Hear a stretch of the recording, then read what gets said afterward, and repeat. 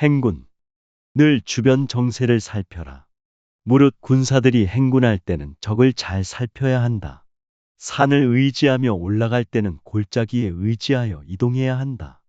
여러 불과 나무들을 살피며 될 수 있으면 높은 곳에 주둔하여 시야를 확보해야 한다.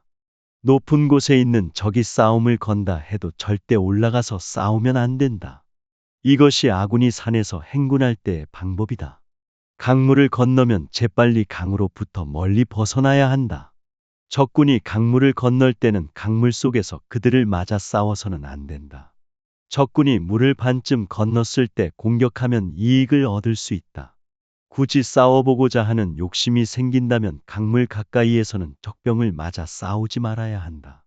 반드시 시야가 확보된 고지대에서 싸울 것이며 강물의 상류에서 내려오는 적을 맞이하여 싸워서도 안 된다. 이것이 강물에서 군대가 행동하는 방법이다. 개펄이나 염분이 많은 택지를 만난다면 빨리 이동하고 오래 머물러서는 안 된다. 만약 이처럼 척박한 택지에서 적과 싸울 때는 필히 수초를 의지하고 숲을 등져야 한다. 이것이 늪지와 같은 척박한 택지에서 군대가 행동하는 방법이다. 평탄한 육지에 주둔할 때는 편리한 곳을 찾아 진을 친다. 오른쪽으로 높은 언덕을 등지고 풀과 나무가 없는 땅을 앞에 두고 풀과 나무가 무성한 땅을 뒤에 둔다. 이것이 평지나 언덕이 있는 곳에서 군대가 행동하는 방법이다. 이러한 4가지 군대의 운용법이 옛날 황제 때부터 사방의 제후들에게 승리를 거둔 방법이었다. 모든 군대는 높은 지대를 선호하고 낮은 곳은 싫어하며 양지를 귀중하게 생각하고 음지는 천하게 생각하고 피한다. 그리고 양식이 생기는 곳에 주둔하고 견실한 곳에 병사를 거처하게 한다. 이렇게 되면 군대는 질병이 없어지고 반드시 싸움에서 승리하게 된다.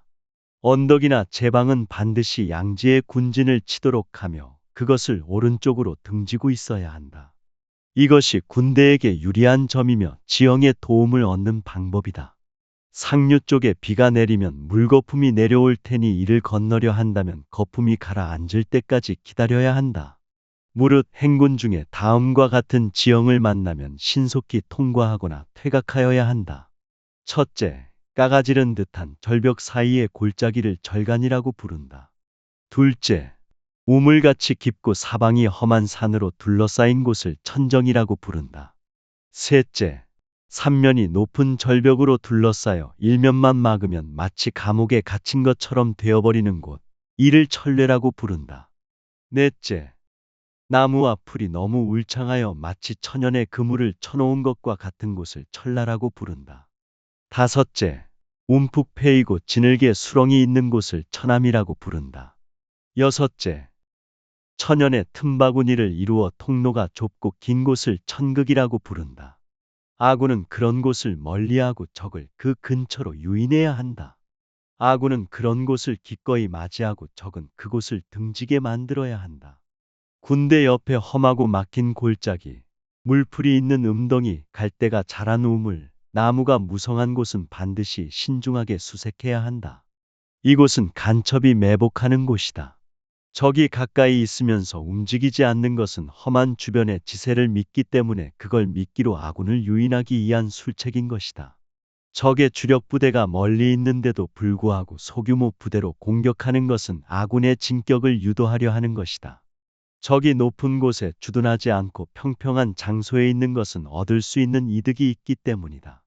나무들이 흔들리는 것은 적이 습격해 오고 있다는 표시이다. 새들이 날아오르는 것은 복병이 있기 때문이고 짐승들이 놀라 달아나는 것은 적의 대군이 기습을 노리겠다는 표시이다. 먼지가 높게 일직선으로 뻗어 오르는 것은 전차가 오는 표시이다. 먼지가 낮고 넓게 퍼지는 것은 보병이 몰려온다는 표시이다.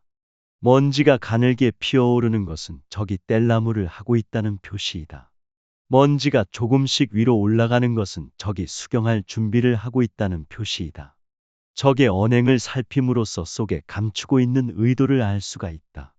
적의 사령이 아군의 진영에 와서 말을 낮추고 공손하게 행동하는 것은 머지않아 진격해 오려는 의도 때문이다.